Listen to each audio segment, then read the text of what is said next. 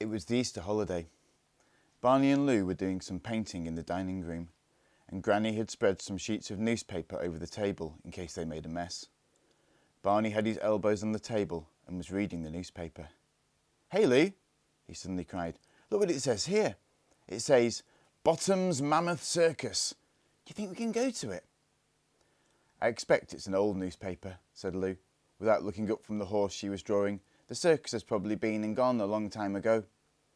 "No, but Lou, do come and see," begged Barney. "It might not have." Lou came round the table and looked at the advertisement.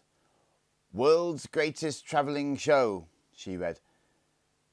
"Gosh, Liberty Horses, Ranji and his Elephants, Daring Wild Animal Act." "Yes, but Lou, when is it?" said Barney impatiently. "Wait a minute. Opens at Maidstford, April 17th. That's next week. Come on, Barney, let's ask Granny if we can go." But when they bounced into the drawing room, their grandmother was sitting in a chair, talking to a strange lady. This sort of thing was unusual enough in Granny's house. They stood in the doorway goggling, until their grandmother said, "Come and say how do you do to Mrs. Falcon Green, children." They came in and shook hands. "These are my grandchildren, Barney and Lou," explained grandmother to the strange lady. "They're staying with me for part of the holidays." "Oh, but how nice for you," cooed Mrs. Falcon Green. "And such bonny children too. I do wish I'd known about them. I'm giving a fancy dress party for my little niece on Wednesday. Do you think Barney and Lou would like to come? Most children nowadays seem to hate parties, but I think they're good for them. Don't you?" "Oh, a fancy dress party," exclaimed Lou. "Do let us go, Granny. I'll go as a puma." "And I'll be a caveman," said Barney. "Granny, can we?" "And Granny, can we go to the circus too? It's next Monday. Please, Granny, let's." Now, exclaimed Granny. "Circuses and cavemen and pumas. I'm afraid we'll have to see, dears." "They do seem to be keen, the darlings," said Mrs. Falcon Green. "Do bring them if you can. I'm sure they'd look charming as a puma and a caveman. My little niece is going to be a Dresden shepherdess. We've got the costume especially from London. She looks so sweet in it. It's been so delightful meeting your charming grandchildren. I do hope we shall be seeing them on Wednesday." Mrs. Falcon Green swept out and drove off in a large shiny car, and Granny began to explain the difficulties of making fancy dress costumes with only a day and a half to do it in. Perhaps they could go to the circus instead of the party, but she thought their parents were coming at the weekend to take them home. The children went off rather gloomily. They hadn't the heart to go on painting. Lou curled up with an animal storybook. Barney stood by the window and thought. Then, without a word, Barney slipped out of the house. When he got to the middle of the back lawn, he stopped and thought again. He went back to the house, crept upstairs, and searched around his bedroom until he found his precious collection of glass marbles. Then he slipped out of the house again and set off for the chalk pit. He was wondering if the plan he had thought of would work. Or rather, he hadn't got a plan. He just had a feeling that Stig could help him once more. But that was going to be difficult to explain this time. He was sure that Stig wouldn't understand about fancy dress parties. But Stig had such a lot of things in his den that some of them were bound to come in useful, if he could get Stig to part with them. When he got to the den, he found Stig happily peeling an old umbrella somebody had thrown away down the pit. He ripped the cover off and tried it on himself in different ways. By tearing a bigger hole in the middle and climbing into it, he found it made quite a useful sort of skirt. "That's clever, Stig," exclaimed Barney. "It'll keep the rain off too." Stig then turned his attention to the frame of the umbrella. He wrenched the little struts off one by one, and then he sat looking at them as they lay in a heap in front of him. Barney could tell he was wondering what he would use them for. He found the first use without thinking. It was just right for scratching an itch in the middle of his back. He looked at another one for some time and played with it in his hands. He found that he could stick its two legs into the ground so that the long part reached forward at an angle. Suddenly, he reached for a small turnip and stuck it on the end that was in the air. The whole thing wobbled a bit, so he fitted another strut, so that there were 4 legs to hold up the turnip. Then he brought it near the fire, so the turnip was hanging over the hot embers, and there it was, a standing toasting fork, or spit. Stig played with another of the pieces of metal and bent it with his strong hands so that one of the ends snapped off. So then he had a thin piece of metal with a hole in the end. It was not long before he had rubbed the other end to a point on a rough stone, and there was a useful big needle. Stig seemed very pleased with all the things he could do with his bits of umbrella. He put the other metal parts aside, broke off the handle, which was carved like a Scotty dog, and stuck that into the wall as a decoration, and put the point of the umbrella against the wall with his weapons. It would make a good arrow. Barney had been so fascinating watching Stig inventing things for the bits of umbrella that he had almost forgotten what he had come for. Then he remembered about the fancy dress party. He put his hand in his pocket and took out a glass marble. "I brought this for you, Stig," he said. Stig took the marble with interest, held it up to the light, grinned, and put it in his mouth. "No, no, Stig," cried Barney. "It's not for eating. Spit it out, Stig, please." Stig took the marble out of his mouth and looked at Barney questioningly. "It's just for playing for," explained Barney. "Look, here's another." He rolled the second marble along the ground to Stig. Stig seemed amused at the way the little glass ball rolled around, flashing in the light.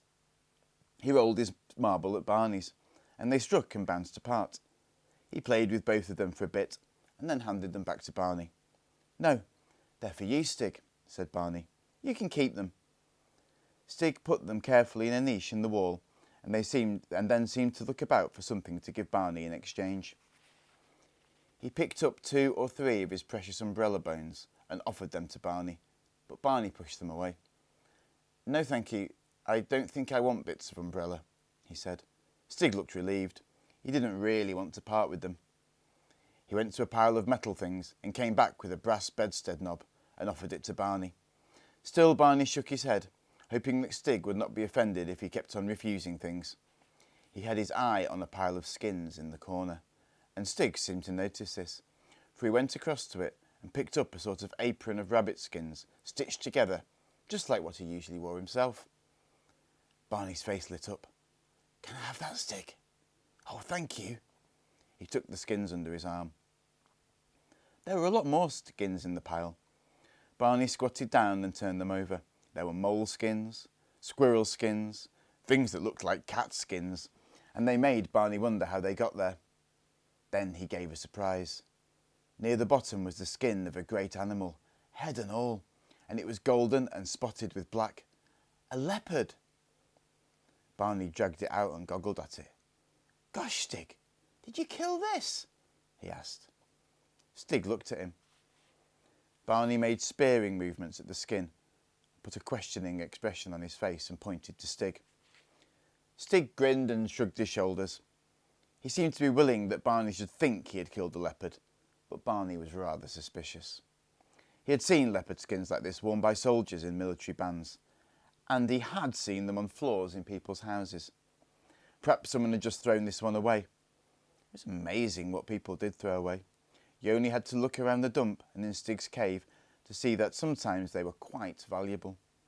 Anyhow, there was the leopard skin, and Lou wanted to go to the party as a leopard.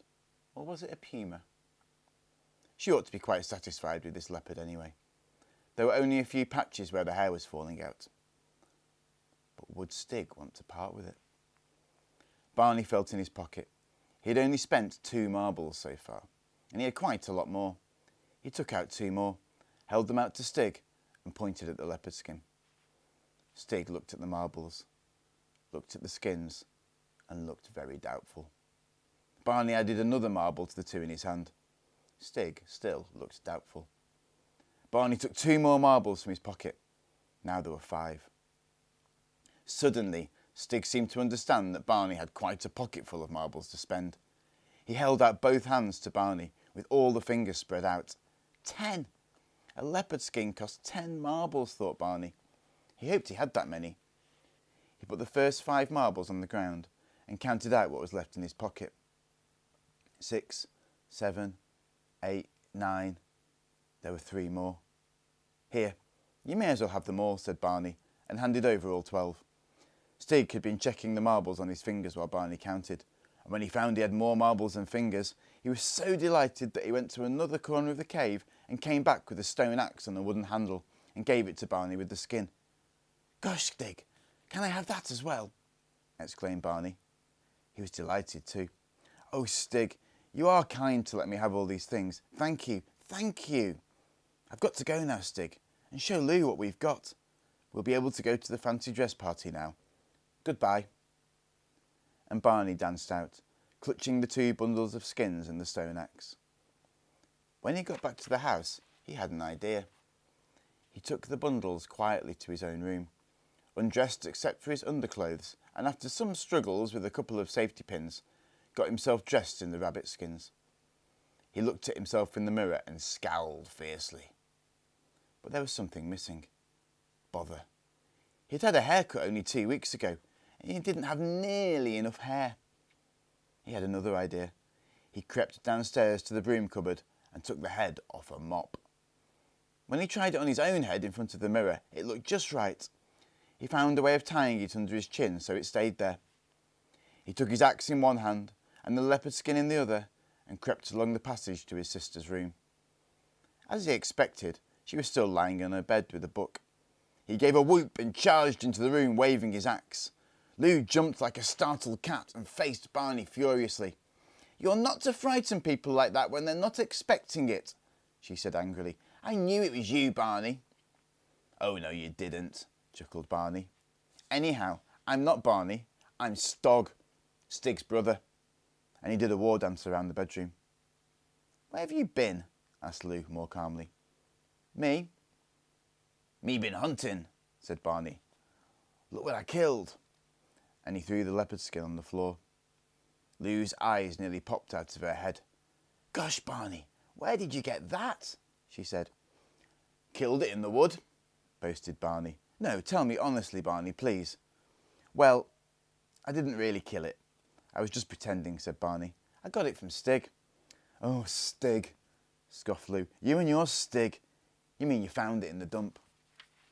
"I got it from Stig, I tell you," repeated Barney. "And you owe me 12 marbles. You needn't have it if you don't want it." And he snatched it away. No, please, Barney, let me have it. It's a lovely leopard skin. I'll get you some marbles next time we go into town. Come on, help me try it on." Between them, with the help of pins and strings, they managed to dress Lou in the leopard skin. The bare patches hardly showed, and it didn't really smell any more than a real leopard would. And once Lou was inside the skin, she became more like a big cat than any leopard had ever been. She wrinkled up her nose and spat. She slunk and clawed. They hunted each other in and out of the bedrooms and along the passages. And then Lou said, "Pretend I'm a tame leopard and you're my master and we live in this cave." And they crept under Lou's bed and curled up. Barney said, "Look, Lou, about this party on Wednesday. I know where the house is, just through the woods. We needn't even ask Granny to take us. We'll just go."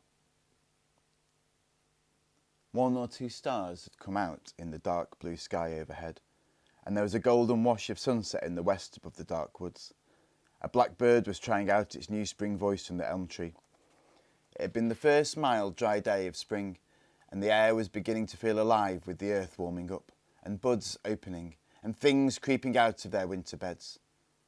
A leopard and a Stone Age hunter, as they let themselves quietly out of the back door, felt they couldn't possibly have stayed indoors any longer without bursting. The leopard dropped to hands and feet as soon as it reached the lawn, but the hunter said, "Oh, come on, Lou, we'll be late if you're going to crawl all the way." "I can go just as fast like this," said the leopard, and went bounding off towards the back gate. As they let themselves into the paddock, Flash the pony pricked up his ears, snorted, and went careering round the paddock in alarm and excitement. "Silly old Flash," called the leopard. "It's only me." "I thought you were a leopard," said Barney. "So did Flash. No wonder he's frightened." They made their way along darkened tracks and footpaths. Sometimes the leopard would go ahead and leap out from behind the bush at the hunter. Sometimes the hunter would run on and lie in wait for the leopard. One time, when Barney was lying in ambush behind a hollow beech stump, Lou crept up behind him and jumped on him instead of coming along the path, and being jumped on. Barney was cross. "That's not fair," he complained. "It was my turn to do you." But Lou only laughed in a catty sort of way and went bouncing off ahead again. Barney sat down rather sulkily and let her go on. He should have had another turn, he thought. He heard Lou's footsteps dying away along the track, and suddenly there was the snarl and roar she usually gave when she was ambushed. It sounded rather astonished this time. Then he heard Lou's voice. "Barney, it was my turn for an ambush. How did you get ahead so quickly?" But he hadn't gone ahead. He'd been sitting here. Who was Lou talking to, and what was going on? He got up and ran along the path between the dark thickets. He found Lou a good distance ahead, crouching down and panting. "You did make me jump that time," said Lou. "I wasn't expecting you. How did you get there so soon?" "Get where?" asked Barney, wondering. "Behind that oak tree. I know it was you all right, but I wasn't expecting you," said Lou. "But I wasn't behind that oak tree. I was along the path there," said Barney. "Oh, don't be silly, Barney. I saw you with my own eyes, didn't I?" said Lou crossly. "You must have been there." "But I wasn't. I promise," Barney protested. "How could I have got there?" Lou said nothing for a moment. Then, in a different voice, she said, "I think we'd better stop playing this game. We'll only be late for the party. Let's just walk on." They went on side by side. The wood was getting really dark now, and as they went along by the fir plantation, the leopard and the hunter actually found themselves holding hands. "You know, people say they sometimes have a feeling someone's following them," Lou suddenly said in a voice that tried to be bright and ordinary. "What about it?" said Barney. "Oh, nothing," said Lou. "I suppose it's not far now to the Forkham Greens." But Barney had suddenly had an idea. Lou had seen something behind an oak tree, looking like him. And now there was this feeling of being followed. Barney thought he knew what was going on, but Lou didn't, and he laughed softly to himself. "I don't see there's anything to laugh at," snapped Lou almost tearfully, and she stamped her foot. They came out at last into the lane, crossed over, and there was the entrance to the Forkham Greens drive. They could see cars parked outside the house, big ones and little ones, and lights blazed from the windows and from over the front door. Lou's eyes began to sparkle, but now Barney started to feel uncomfortable. He liked parties almost as much as Lou, once they had started, but he felt shy about going up to the big door and ringing the bell. As Lou skipped up the steps and pulled the handle, Barney took a grip on his axe and looked back along the shadowy drive. And yes, he was almost sure. Something had slipped between two rhododendron bushes. It was what he had thought. Someone was lurking behind them. It was Stig. The front door opened, and Mrs. Forkham Green stood there, looking a little distracted already. "Hello, do come in," she cried. "Oh, it's the puma and the caveman. How sweet of you to come, and how realistic." She sniffed a little at the animal smell that came with them, but there was a wail from behind her, and she had to turn around to the mass of children of all ages who were hurtling about the big hall or standing dumbly in corners. "Oh dear, who is it behind the mask there? Lone Ranger? Or is it Zorro? Please don't poke little Bo Peep with your sword, will you, dear? She's only 3 and she doesn't like it." Lou looked around excitedly at the dressed-up children. There were peasant girls and ladies from the Middle Ages, and cowboys and kings, and queens and cowboys, and a spaceman who was looking rather hot already, and more cowboys and Indians. But she seemed to be the only one in a real animal skin. Barney was looking at the walls of the hall. "Look at all those things on the wall, Lou," he whispered. There was hardly a foot of the wall that wasn't covered in trophies, heads of gazelles and hartebeest and gnu's, bunches of spears and assegais and leather shields, racks of swords and daggers and old guns. "This is a super place," murmured Barney. "I'm jolly glad we came. Aren't you?" Mrs. Forkham Green clapped her hands loudly. "Now then, children," she called. "I think we're all here. So we'd better start off by dancing Sir Roger de Coverley. I expect you all know it, don't you? The girls do anyway, and they can show the boys." Most of the girls began twittering with pleasure, and formed themselves in line ready to begin. But there were glum looks among the boys, and they stood around grasping various weapons. It was going to be that sort of party, was it? Come on, boys, line up. All pistols, tomahawks, ray guns and stone axes on the oak chest, if you please, carolled Mrs. Forkham Green. Then she sat down at a big grand piano. The 3 boys lined up sheepishly, and the music began. And the girls hopped and skipped, and the boys blundered and bumped, and everyone was rather glad when the dance came to an end. Mrs. Forkham Green had got everything well organised.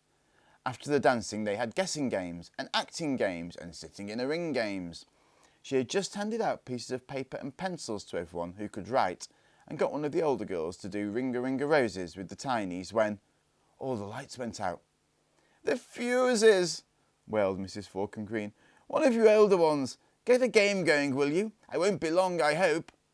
And she made her way into the back part of the house. There was a lot of scuffling and squeaking in the dark, only lit by the flickering flames from the big fireplace. Of course, it had to be Lou who thought of something. "We'll have a leopard hunt," she said. "Give me 20 to get away, and you've all got to hunt me and put me in a cage. All right?" There were shouts of agreement. Boys scrambled for their weapons in the dark. Several people counted up to 20. Everybody shouted, "Coming!" And except for a few tiny ones who stayed by the fire, everyone scattered up the stairs and along corridors, whooping and chattering and telling each other to be quiet. Barney was one of the first up the broad staircase and onto the dark landing. Moonlight came in through a leaded window and shone on a figure standing there. He was just going to say something to it when he noticed it was an empty suit of old-fashioned armour. But there was someone coming up the stairs close behind. He saw the headdress of the Indian chief. "Seen the leopard?" asked the Indian. "No," said Barney. "Let's go along here." They went along the corridor, and at the end there was a bare wooden staircase going up and down. "Come on up," said the Indian. They climbed the stairs, their feet making quite a noise on the bare boards, and found themselves almost at the top of the house.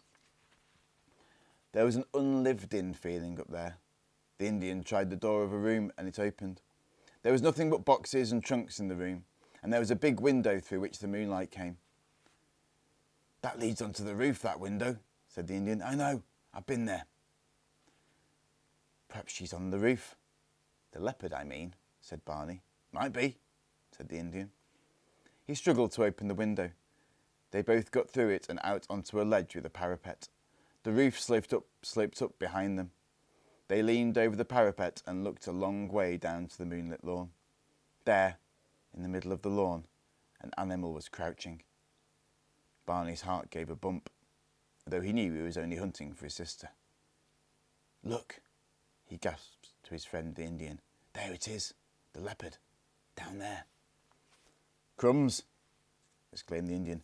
"Don't it look real? Come on, down again, quick."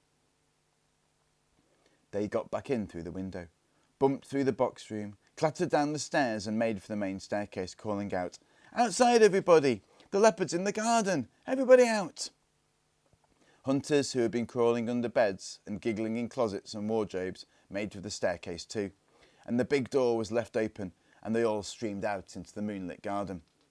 "In the shrubbery!" shouted Barney. "Leopard's in the shrubbery! Let's drive it out!" Pirates, cowboys and shepherdesses piled into the shrubbery. Whooping and crashing, and out of the corner of his eyes, Barney saw something bolt out of the undergrowth and into the shadow of the house. "Tally-ho!" he hallooed, and sped past it along the gravel path and round the back, past glass houses and out buildings. He heard running feet behind him. The Indian and some other hunters were on the trail too. In front of him were 2 big wooden gates, open and leading into a paved stable yard with buildings all around it. "In there!"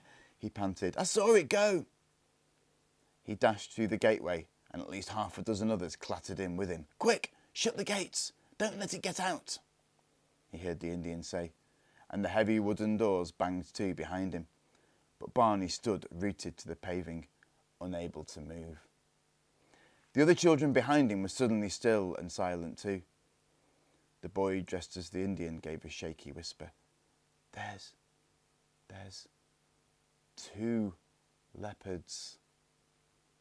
The moonlight shone clearly on the roofs of the buildings and the checkered paving of the yard, and clearly, in the moonlight, like 2 figures on a stage, 2 animal forms crouched facing each other. Both had gold and black spotted fur and long tails. But as one of the crouching beasts turned its head to glare at the hunters by the gate, its eyes flashed green and alive in the moonlight. And under the mask of the other beast, Barney recognised the white face of his sister. How long they all stood like that, Barney didn't know. Barney grasping his stone axe, but feeling as if he was turned to stone himself. Lou crouched there, desperately willing her whole body to turn into a real live wild beast to meet this awful peril. And the real leopard itself, because it couldn't have been anything else, frightened by the hullabaloo, mystified by the strange half-beast, half-human that faced it, cornered and angry. It was like a nightmare game when nobody knew what the next move should be. And Barney heard the Indian behind him give another hoarse whisper. 2 cavemen. For out of the shadows at the far end of the yard appeared a figure that might have been his own reflection in a mirror. Shaggy hair, rabbit skins and bare limbs. But this one carried a long spear with a glinting blade, and it was levelled at the real leopard. And suddenly, Barney's limbs unfroze, and he whispered, "Stig!" The leopard shifted its gaze. It shot a glance at Barney, and looked back at the unmoving Lou. It turned to the advancing Stig and gave a low growl. Its tail twitched, and it began tucking its feet under it as a cat does when it is about to charge and spring. Stig crouched too, still pointing his spear, and Barney saw that in the shadows beyond Stig was the open door of an empty stable. The leopard had decided which was its most dangerous enemy, and now kept its eyes on Stig. Barney crept forward behind it. He was almost within axe reach of its twitching tail. The leopard stopped shifting its feet. Its tail lay still for an instant. Its muscles were tense. It sprang, but as it sprang, Barney brought its axe down on the tip of its tail. Lou burst into life with a sudden roar. Stig threw himself sideways, and the startled and confused leopard jumped twice as high and twice as far as it had meant to, and vanished into the dark doorway of the stable. Barney hurled himself forward, slammed the lower half of the door shut, and then the upper half, and gasped, "Quick, quick, somebody bolt it!" Lou and the Indian struggled with the bolts, and at last they all sank down on the paving, feeling exhausted and weak.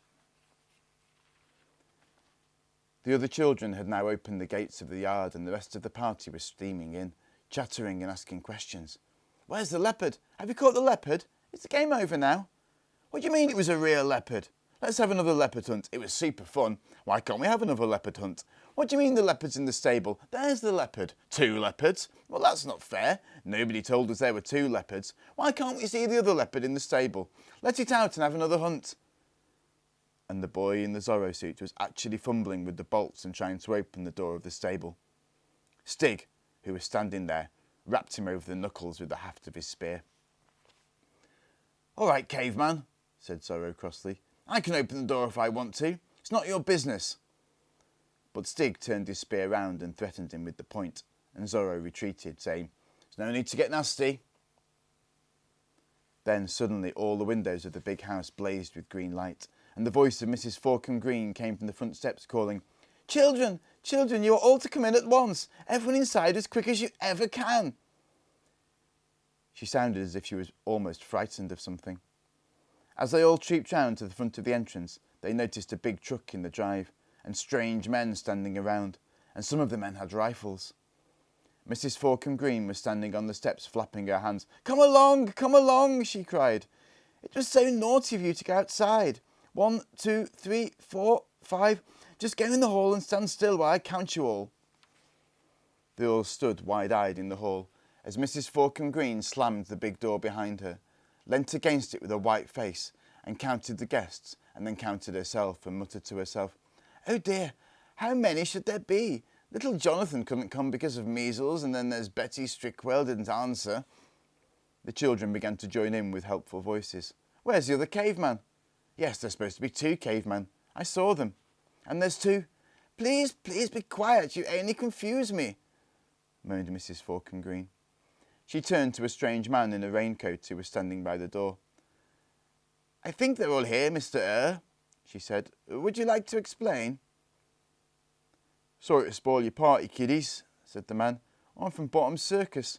I'm afraid one of our animals got loose from its travelling cage, and it must be somewhere about here. But don't worry, we'll soon catch him. There were excited gasps and whistles from the children. Then Lou spoke up. It was a leopard, wasn't it? She said. The man looked at Lou. Yes, girlie, he smiled. Like you, only a bit fiercer. And Barney stepped forward. It's all right, sir, he said. We put it in the stables, me and Stig and Lou. I'll help you get it if you like.